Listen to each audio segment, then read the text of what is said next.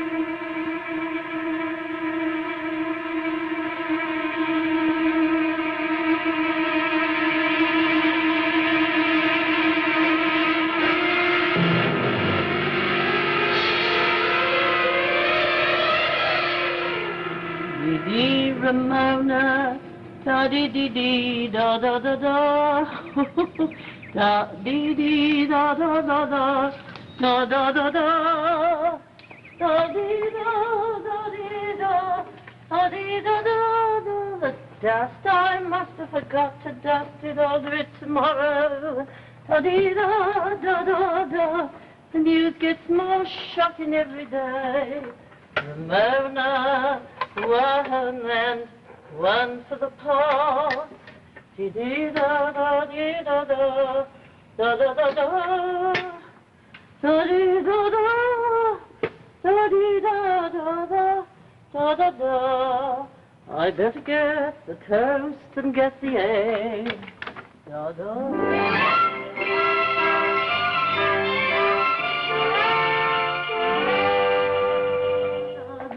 Da da da da da da. Ramona, the toast is nice and crisp today. Da da da da da da da da da da. Your egg will get cold, Mr. Silchester. Alice, is it absolutely necessary Good morning, to make such an Mr. appalling noise? Silchester. I've laid the egg, sir. I know. I just heard your cackle of triumph. Oh, sir. It's fine today, sir. Well, I shall be a better judge of that after I've tasted it. Oh, not the egg, sir. What, the egg is not fine, Alice? Oh, yes, sir. But you just said that... Oh, it's the weather that's fine, sir. Oh, you professor chaps, you're all alike, full of big words. But when it comes to talking every day like with people, well, it's like you as foreigners. Alice, I spend the major portion of each year extolling the virtues of medieval poetry to a collection of teenage brigands whose appreciation of verse is largely confined to the extempore efforts to be found on their dormitory walls. I came down here for the summer to avoid talking every day like, or any other way like, with people or anybody else. Yes, sir. Alice! Yes, sir? My honey Alice. I've been here only 3 weeks, but surely in that time you must have realized that I always take a bit of honey with my breakfast. Yes, sir. Well, in that case, kindly fetch some. I'm sorry, sir, you're all out of honey. Oh, but I must have my honey, Alice. Why didn't you go to Boddick and get some more? But I went to Mr. Brodkin, sir, directly I saw your honey was getting low. Well, surely he didn't refuse your custom. Oh, no, sir. It's just he's give up his bee, sir. He couldn't make him pay, it said. Oh, Alice. Kept dying off, he said. Yes, but Alice, I mean... Gone back to Hungerford, he has, sir, to his brother's Oh, farm. just his brother's farm. Yes.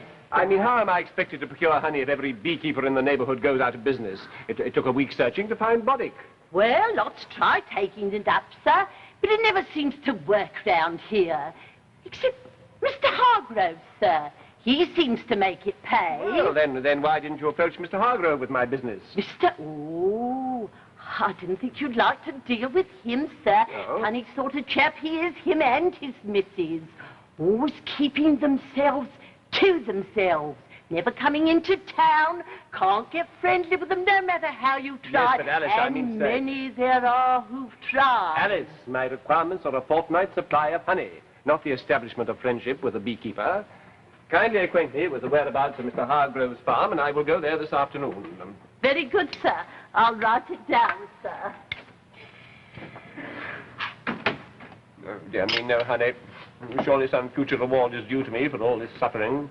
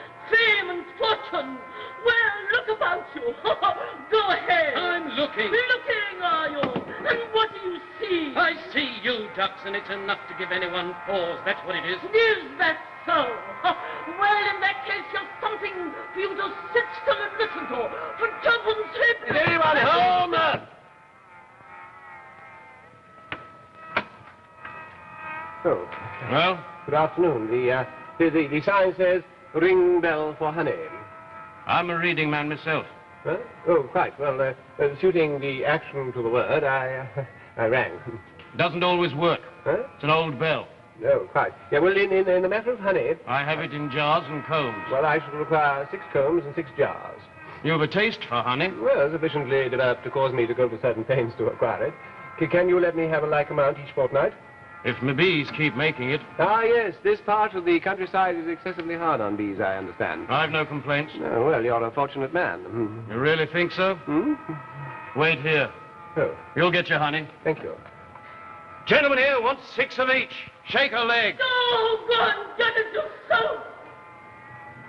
My wife. Oh, quite. That is to say, indeed.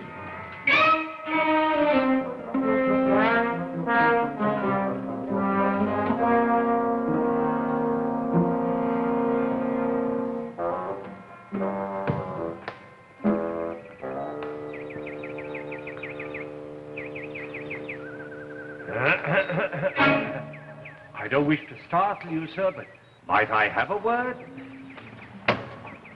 Oh, I'm afraid I gave you a turn. Well, I was certainly quite unaware, sir, that I was being spied upon. Spied upon? Oh, you mean the glasses. Oh, disabuse yourself, my good sir, of any thought that you were the object of my scrutiny. Although I can see at a glance that you would repay closer inspection. Oh, would I indeed? Oh, I meant no offense, sir. One is naturally interested in humans who wander so far from their usual paths and habitats. Now, sir, what brings you to this unfamiliar section of Ashton Clearwater, when you obviously prefer to spend your time further south? Well, you know where I live, then? I'm not that honest, sir, but the clay that clings to your shoes and your stockings is definitely of the variety that is prevalent south of the village. Bachelorhood has its advantages, sir, but in many respects, the ministrations of a housekeeper cannot take the place of those of a wife. Don't you agree? Well, but what gives you the impression that I am a bachelor, sir? My dear sir, a devoted wife would never allow her spouse to wander forth in shoes so sadly in need of the brush. A housemaid is not nearly so conscientious. I see. I also see that you're trousers. Quite. We are both self-contained men who find the joys of the recluse far weightier than the disadvantages. Indeed, sir, we may find that we have much more in common were we to investigate. Huh? Then won't you join me, sir? I live just a little way down the road. I don't think you'll find the walk too much for you, and I can promise you a not too disagreeable tea upon arrival. You wish me to accompany you, sir? For what purpose? The purpose of discussion, sir. I never discuss. Not even a subject which I have reason to believe is very close to your heart? Close to my heart? How can you possibly know what is close to my heart, The subject is honey, sir, for which I believe you have an inordinate taste. Honey? And bees. I have no interest in bees. You have, I presume, an interest, mild though it may be, in preserving human life. Believe me, sir, I would not dream of intruding upon your cherished privacy. Were it not a matter of such importance that once I have mentioned it to you, I feel sure you'll forgive my rudeness in speaking to you. Important, sir? One might almost say a matter of life and death. On my word, sir. Look here. Who are you? My name is Mycroft, if you will. Oh, I'm Sidney Silchester. How do you do? How do you do? This way, please.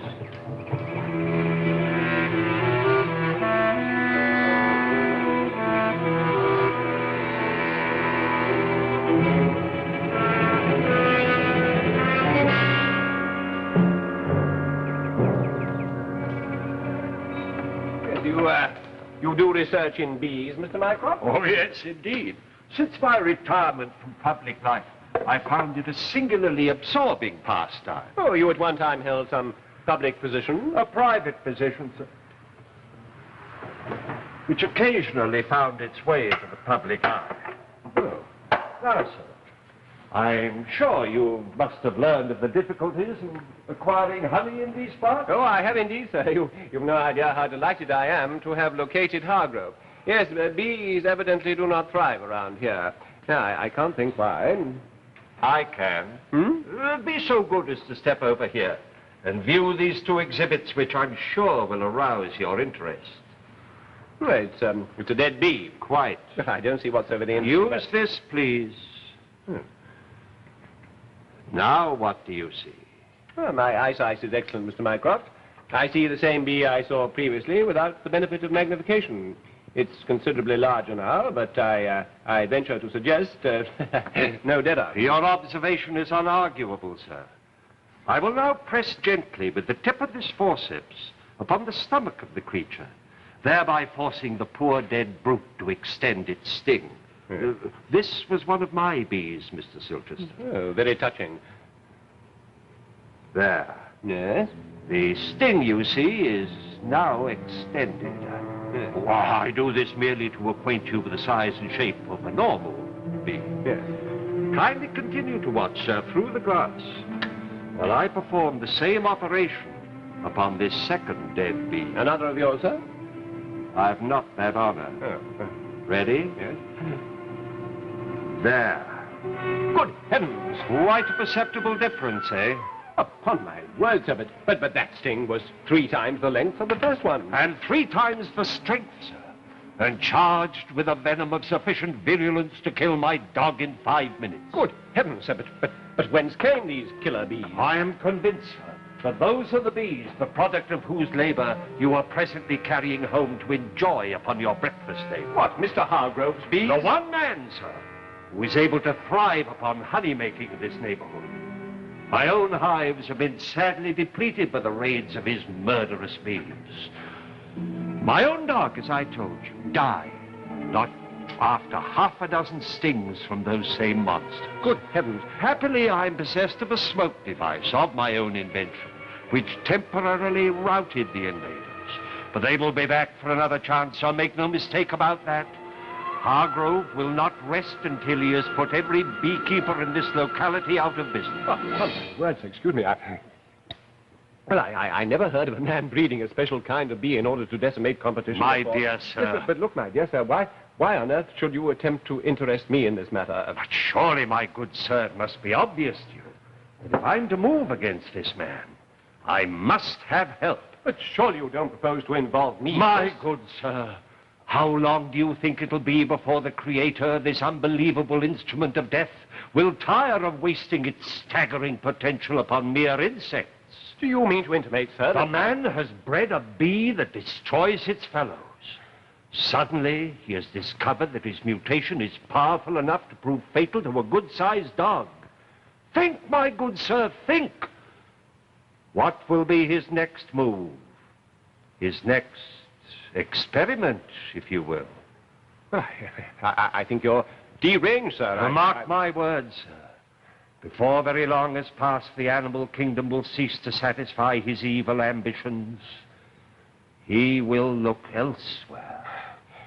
Well, I'm very much afraid, sir, that this matter seems to me, when placed in its proper perspective, to be merely a controversy between rival beekeepers. Not being a member of that happy breed, I fail to see wherein my services can be of use to you. Good day, sir, and thank you for a most diverting quarter of an hour. As you wish, sir. And I, in turn, hope that you enjoy your honey.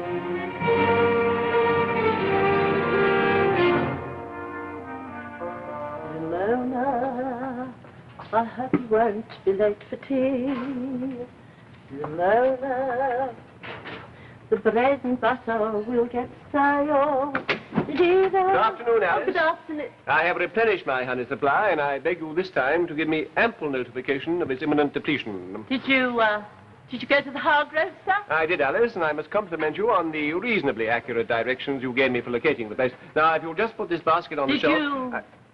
Did you see Mrs. Hargrove when you were there, sir? I did not, Alice, but I was subjected to the full range of her low tones. Then you must have been there. Just before. Before what? Before it happened.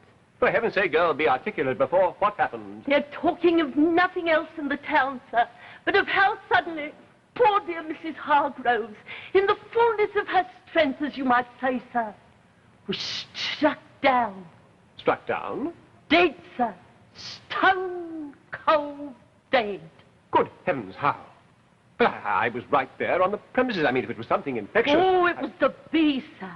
Without a word of warning, they turned on her. Stung her to death, they did, sir. In a matter of 5 minutes, she was gone.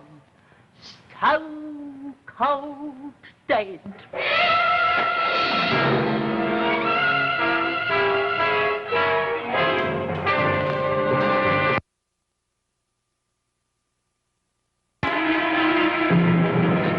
Back to Act 2 of Sting of Death.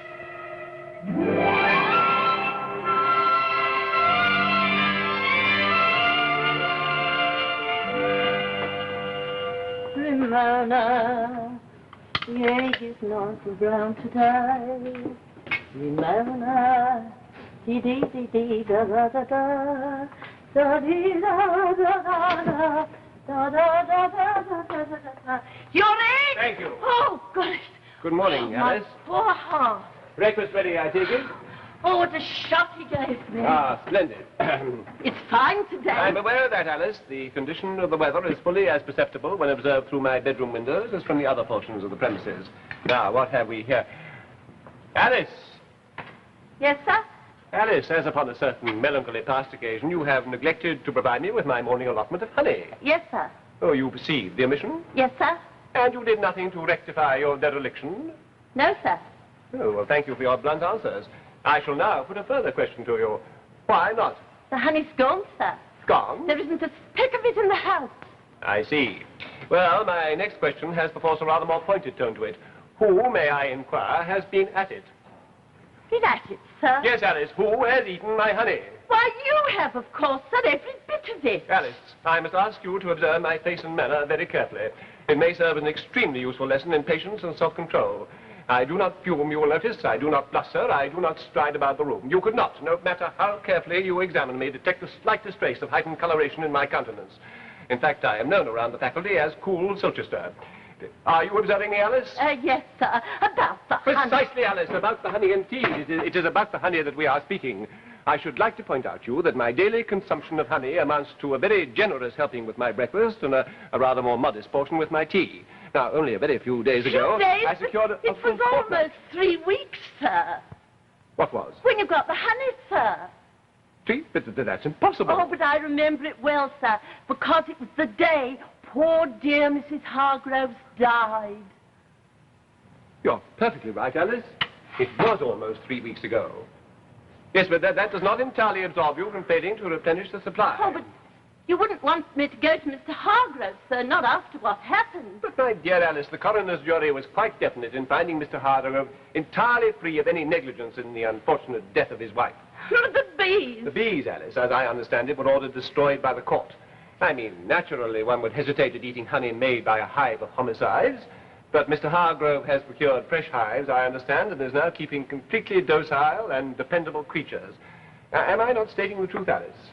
Maybe, sir, but I wouldn't go near Mr. Hargrove's nut for nothing. Oh, very well, Alice, so be it. I see that I shall have to make my way once more to Mr. Hargrove's. You may clear, Alice. Yes, sir.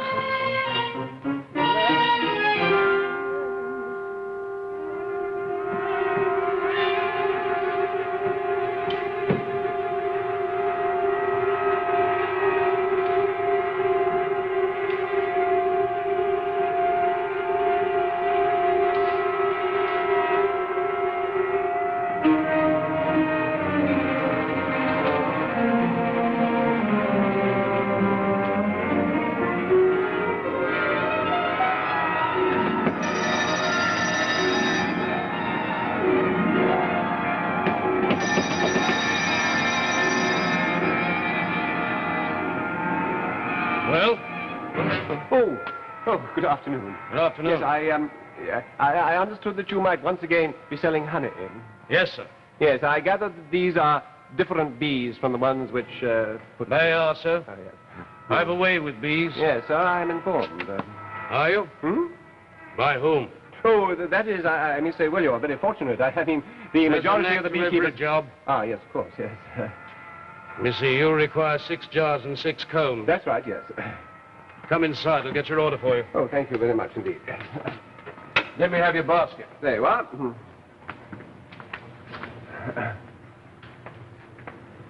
Wait here, if you will.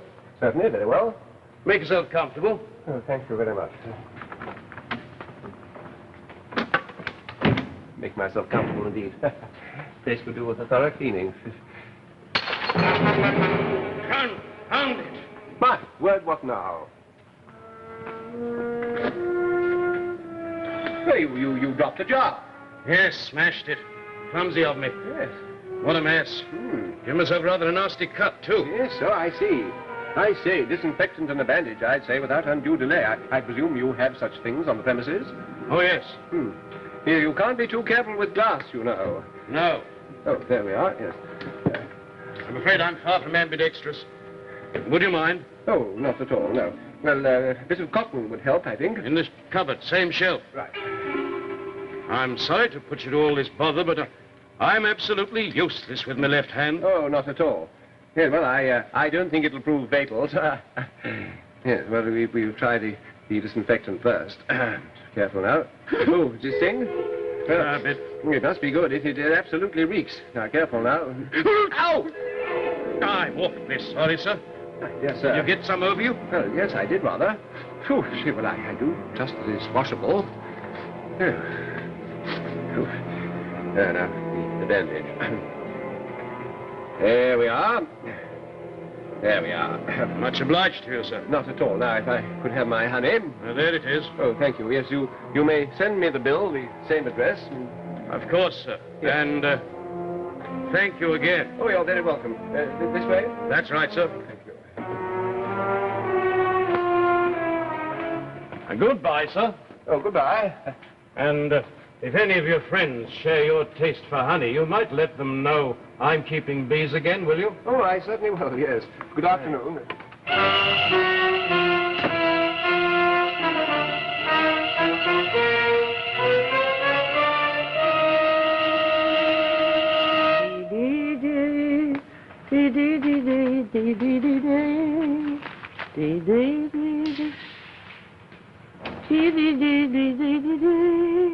Good afternoon, Alice. Good afternoon, Mr. Silchester. I was just off to do a bit of shopping, sir. Oh, very well, Alice. I've laid out your tea in the dining room. Thank you very and the much. kettle's just coming to the boil now. Thank you, Alice. Oh, you've bought some more honey, I see, sir. Yes, I have indeed, Alice. Good afternoon, Alice. Good afternoon, sir. I'll be back in a jiffy. All right, Alice. Oh, Yes? by the way, sir, you had a caller. A caller? I didn't notice any blind men in the vicinity. Oh, he wasn't blind, sir. Oh, Illiterate, then? Oh, sir. Alice, when you informed me that I had a caller, and when I recollect the quite plainly printed notice outside stating unequivocally no callers, I can only conclude that the interloper was either blind or unable to read. Yes, sir. It was a Mr. Mycroft, sir. Mycroft? Oh. Oh, all right, Alice. Well, you may go about your shopping now. Thank you, sir. Your tea? Is laid on the dining room table and the kettle is just coming to the boil. Thank you, Alice. Goodbye. Thank you, sir. Goodbye.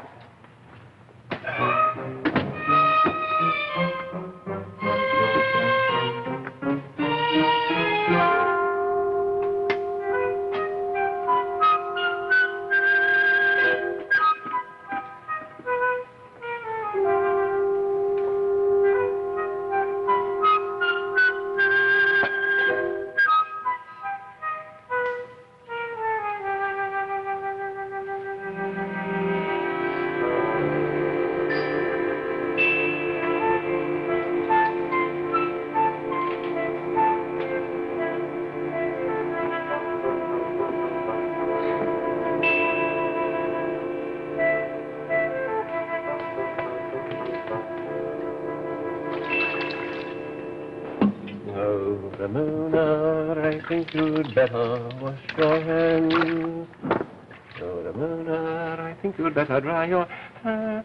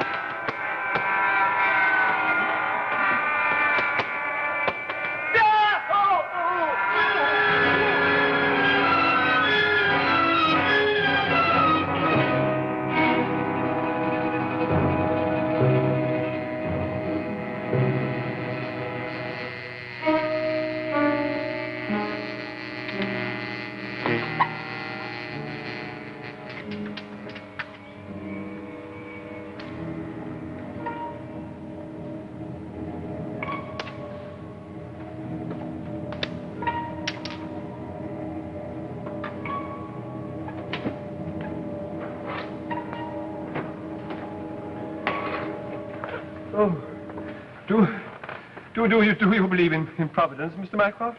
I do not, sir. Oh! I'm sorry. Your pardon, please. You'll be a bit stiff, but that's all. Other than that, I think you can count yourself amongst the world's fortunates and the world's irresponsible. I can offer no excuse, sir. Pray look with merciful eyes upon my ignominy. Certainly. It's just as well you weren't wearing this. Yes, hence my remark about Providence, sir. I mean, if you hadn't happened to be passing with your special bee smoker... Happened, Mr. Silchester? You do me an injustice, sir. I am not in the habit of taking an afternoon stroll with a bee smoker instead of a walking stick. But surely you couldn't have known what was going on. I mean, you didn't come here on purpose.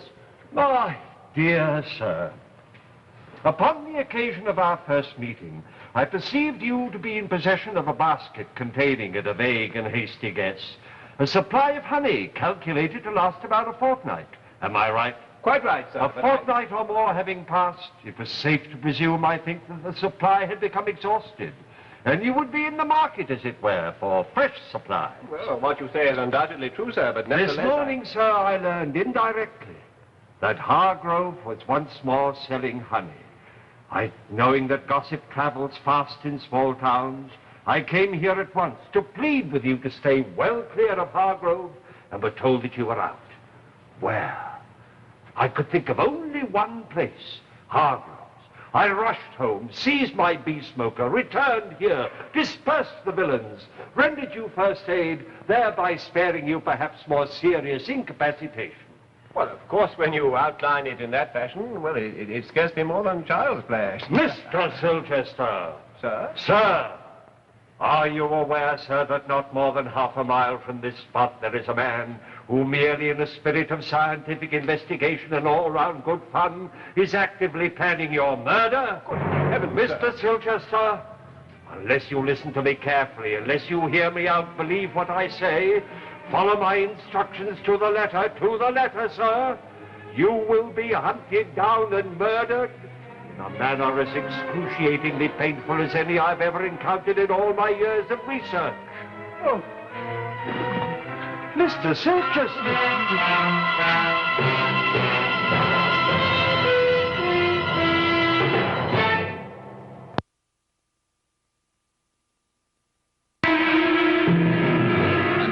Back to Act 3 of Sting of Death.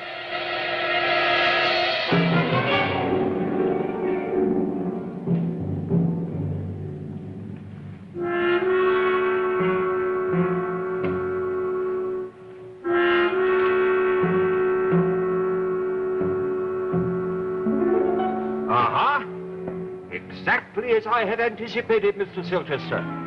Our bereaved friend has been far from idle during the period of his melancholy.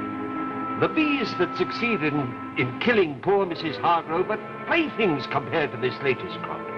Those new hives are the barracks for an army of killers. Like the world has never in its most bestial and destructive moment has ever even contemplated. But why, sir, has he picked me out as the victim of his villainy? Destiny has delivered you into his hands, Mr. Silchester. The man bears you no ill will. You are simply available to him. But I simply cannot understand, sir, what is the motivating power behind the evil designs of this man? I mean, does human life mean nothing to this maniac? Less than nothing. He is the master criminal. And the more deadly because he has no motive for his crime other than the perfection of an ideal and undetectable weapon of murder. And it is undetectable, as you can see. Who could conceive of a man breeding bees merely for murder, and then being able to aim them, so to speak, at his victim? Well, when it comes to that, sir, how does he aim them? Through the use of a liquid, sir. A liquid of his own devising, which has the property of infuriating the bees when they scent it. Not all bees, only his bees. Yes, but sir, I still don't... today, sir, through the simple device of deliberately cutting his hand, persuading you to help him dress the wound, he succeeded in anointing you with enough of the bogus disinfectant to draw his bees directly to your house. Oh, I can assure you, sir, I'm more than anxious to provide myself with a sample of this deadly lure. Well, I dare say, sir, the police will discover samples of this liquid when they raid the premises. I dare say they will give you a small amount. The police, sir? The police, sir. Surely you intend to notify them at once? My dear sir, surely you must realize that the police are quite helpless in this matter. They demand motive. And I've already demonstrated the complete lack of motive in this situation. But am I to understand, sir, that this man is to go completely unmolested and that I am to spend the remainder of my days in constant dread of imminent attack by swarms of homicidally inclined bees? By no means, sir. Where the hands of the police are tied, I, as a private individual, may act. And for that reason, sir, I invite you to join me in a stroll down to Hargrove's farm. But you wish me to go there? My dear Mr. Silchester, the safest place for a prospective victim is on the threshold of his would-be murderer. Besides, he's already selected you for a long-distance test. He won't waste you at close range. Well, very comforting, I'm sure. Well, what do we do when we get there? Experience in these matters, sir, has taught me it is best to wait for the inspiration of the moment. Shall we go?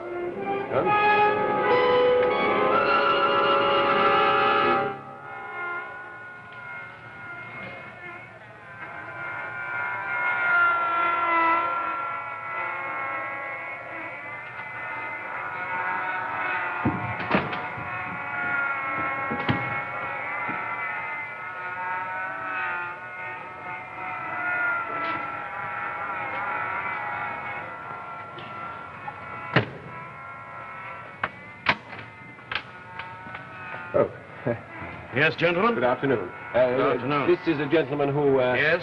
Who has been apprised of the excellence of your honey, and has so far caused a breach of village etiquette as to persuade my good friend here to introduce us. Yes. You mean my bees, honey? To be sure, sir, for the beekeeper is entirely dependent upon his bees. Isn't that true? Many has been the time, oh, I confess it openly, when I have toyed with the idea of keeping bees myself. Oh, really? But I always rejected the notion. Oh. Beekeeping is not everybody's game, eh? No. I dare say you could say a word or two on that score, huh? I'm not an idle talker, sir. Ah, there's the nub of it. The man of action, of course. Maybe I've hit on something. Bees are indefatigable workers, and naturally their sympathies will go to one of their own kind, not to a mere talker like me. No, it That's will come the answer, sir. If you keep cows, be contented. If it's chickens, be gregarious. If it's bees you keep, be busy. By Jove, sir, I really think I've hit upon something at last. Do you wish for some honey, sir? I crave it, sir. Very good. I have found honey to be the most efficacious balm in the world for sore throat. And I am a man whose inordinate loquacity makes him a constant martyr to sore throat. I believe I can supply your wants, sir. Splendid. I'll be so grateful to you. Shall we go in? Thank you. Oh, delightful. Really delightful. You have a magnificent pile here. Beekeeping is not my forte, sir, but early English architecture is. I'm afraid I don't Tudor, isn't it, sir? I venture to suggest, sir, that the British Historical Society has often approached you with a view to acquiring these premises, eh? I don't know anything about them. A fine, sir, a veritable fine. Take my word for it. Oh, Silchester, those beams, look at them. And so well preserved. Upon my soul, if this is not an authentic example of...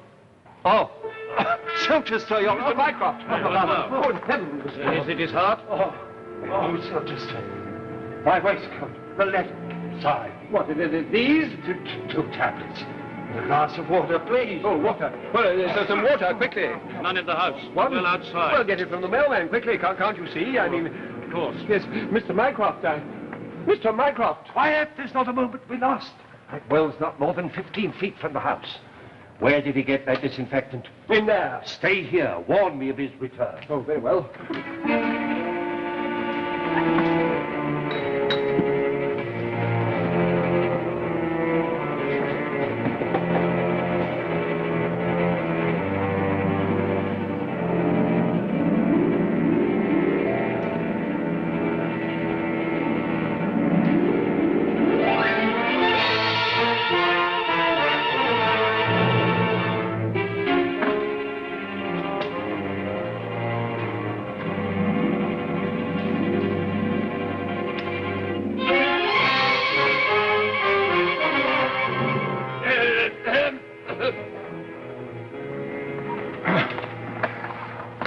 Give that to me. Your pills, sir. Your pills and the water. Better? I crave your pardon, sir. If you'll allow me to stay here for a few moments, I'll be sufficiently recovered to continue my negotiations for the hunt. Oh, of course, sir. Take your time. These dreadful seizures. Excuse me.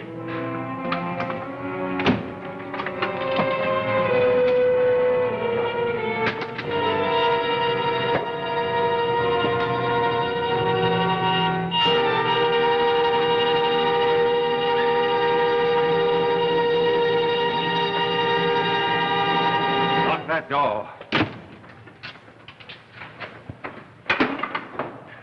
Now, lock all the windows. Then, be so good as to put that jacket on the fire. What? There's no time for sentimentality. It may have some of the liquid on it. Oh, good heavens. Now then, when you've finished, come over here and scrub your fingers with this cotton. Well, what is our next move, sir? To render ourselves as immune from imminent attack as is humanly possible. You mean to intimate, sir, that he would attack us here? My dear sir, the game is afoot. Oh, the man's no fool, I assure you. By this time, he's discovered our theft. He knows we mean to oppose him. He has but one alternative: destroy us first. Well, then we must telephone the police immediately, sir. I'm not a telephone subscriber. Well, then I shall go to them myself. Mr. Silchester, I warn you, don't take one step from this house, otherwise I won't be answerable for the consequences. And scrub your fingers. Well, but what is our next move, sir? We prepare to do battle, sir. We gird our loins to fight this menace. Yes, but with what weapon? The only weapon at our disposal.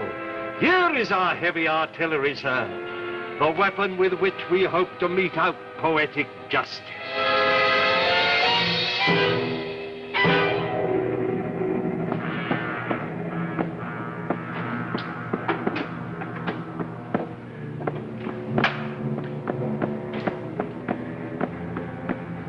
You'll find some whiskey in the corner cupboard. Oh, thank you very much.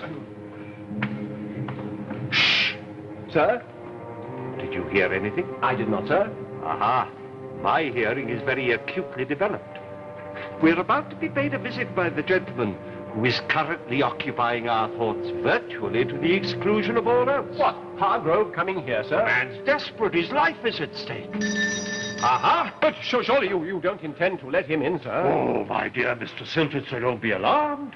I have accepted full responsibility for your safety. Well, I'm deeply grateful, sir, but what is my recourse if you fail in your responsibility? All right, my good sir, there's some element of risk. I dispute that, sir. Dispute it at your leisure, sir, not now.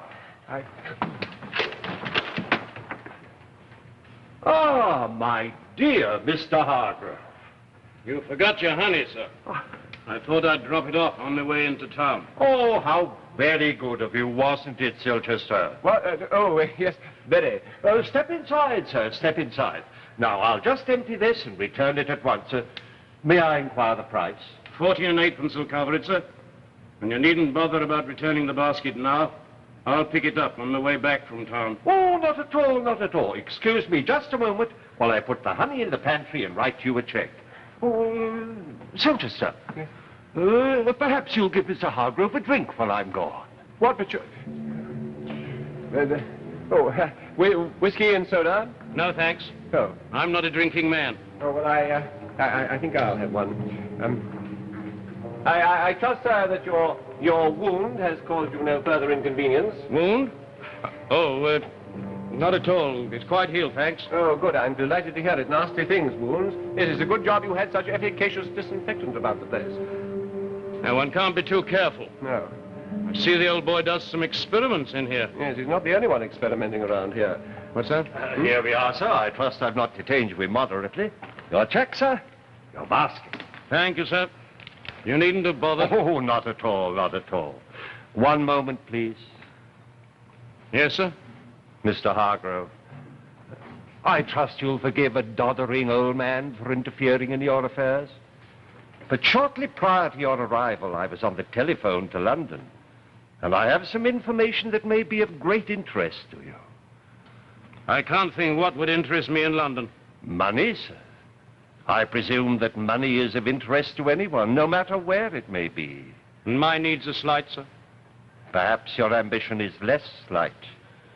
I don't understand you, sir. Your house, sir. As I told you before, your house is an authentic example of early English architecture. Now, the British Historical Society is ever on the lookout for such reminders of our bygone glories. If you will go to London and present yourself at this address, the gentleman named there will pay you an admirable sum for your house and lands.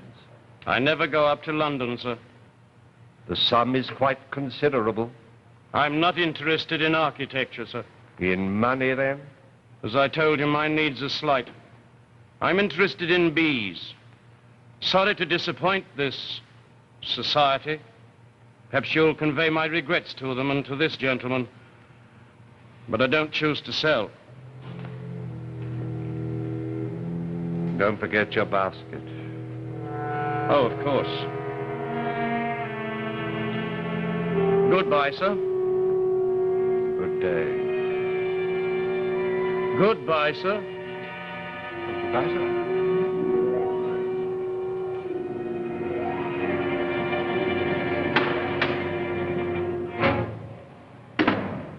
You told me you were not on the telephone. How could you bring up London? And what was all that about the British Historical Society? I happen to know that there is no fund for buying old houses. And if there were, it would not be expended on an inept and worthless copy. I had to give him a chance, Silchester. But if the offer was fraudulent... The offer was not fraudulent. If he had gone to London, he'd have been paid a considerable sum of money, providing he destroyed his bees, burned all his formulas, and cleared out. The man came here to murder us.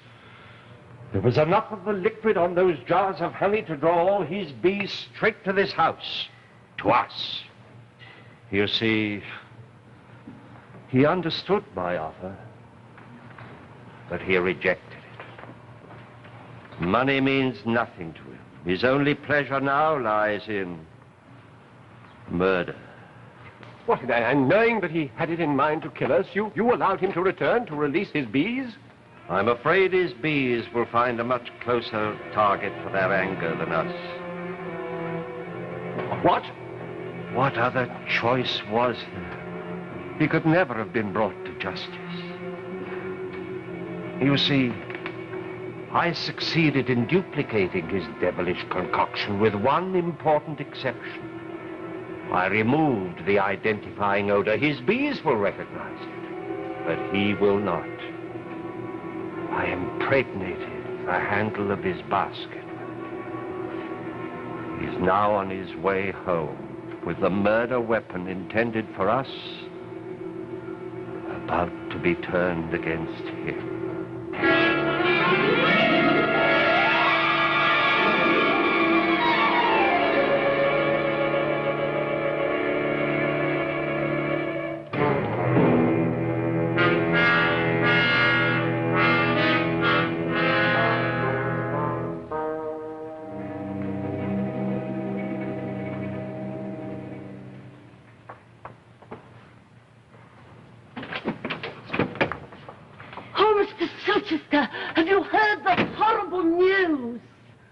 What horrible news, Alice? About Mr. Hargroves. Poor, queer Mr. Hargroves. What happened to Mr. Hargrove, Alice? Struck down he was, sir. Not half an hour ago. The bees, the horrible bees. Oh, Alice. Working in his backyard he was, sir, when suddenly... Oh, Alice. Alice, if you don't mind, I don't want to hear about it. Nor I, sir, nor I. The very thought brings me out in bumps all over.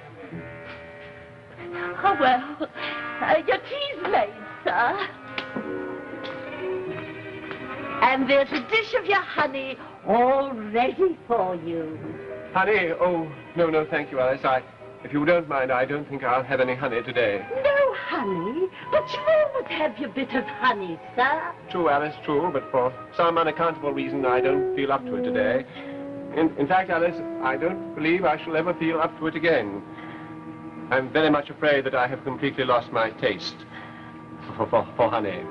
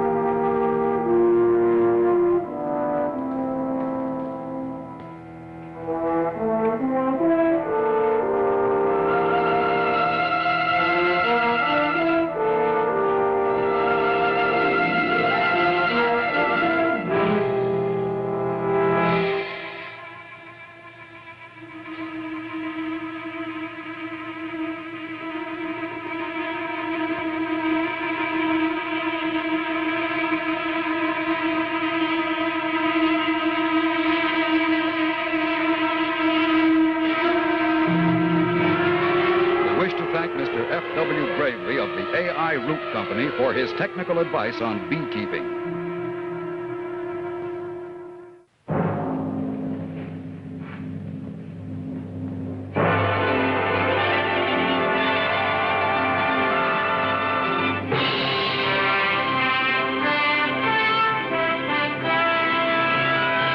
The Elgin Hour has been presented on behalf of Elgin jewelers everywhere, who proudly display beautiful Elgin watches, timed to the stars. Wadsworth watches, high in value, low in price, and handsome Hadley watch bands, the perfect complement for any watch. All quality products of the Elgin National Watch Company. You can give or own nothing finer than an Elgin. The beautiful way to tell time.